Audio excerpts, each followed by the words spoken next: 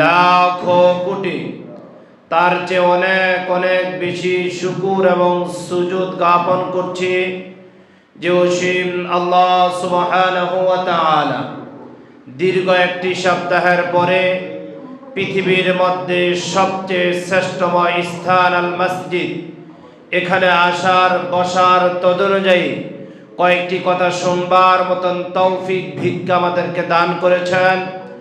আসুন সে মনিব আল্লাহ সুবহানাহু ওয়া তাআলার দরবারে মনকে উজাড় করে দিয়ে বুক ভরে প্রাণ খুলে উঁচু আওয়াজে পুরুষোত্তময় কণ্ঠে কালিমাতুশ শুকর আদায় করছি আলহামদুলিল্লাহ।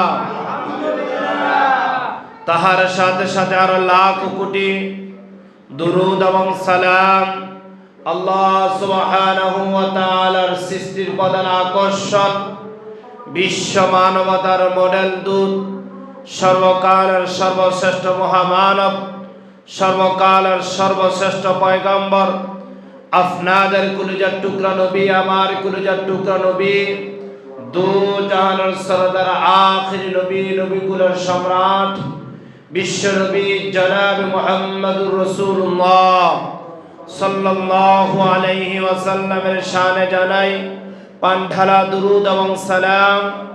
আসুন সকলে আকাশ বাতাস মুখরিত করে প্রাণের নবী নবী মুহাম্মদুর রাসূলুল্লাহ সাল্লাল্লাহু আলাইহি ওয়াসাল্লামের প্রতি জানাই সংক্ষিপ্ত দুরুদ। সকলে পড়ছি সাল্লাল্লাহু আলাইহি ওয়াসাল্লাম।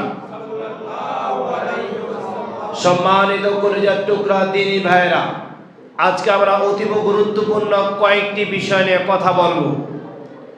মূল সাবজেক্ট হবে একটি, তার প্রাসঙ্গিক কয়েকটি বিষয় নিয়ে আমরা আলোচনা করব ইনশাআল্লাহ।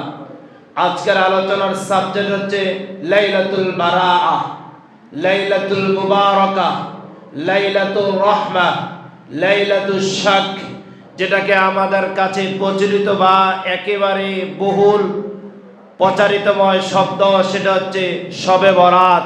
এই বিষয়কে সামনে নিয়ে আমরা দুইটি কথা বলতে চাই। আসুন আল্লাহ তাআলার কাছে প্রথমে ভিক্ষা চেয়ে নেই, আল্লাহ তাআলা আমাদেরকে এই বিষয়গুলোর উপরে কথা বলবার, শুনবার, তদনুযায়ী আমল করার তৌফিক ভিক্ষা দান করুক। বলছি আল্লাহুম্মা আমিন। আমি খুতবাতে সময় দীর্ঘায়িত না করে মূল আলোচনার দিকে ধাবিত হতে চাচ্ছি।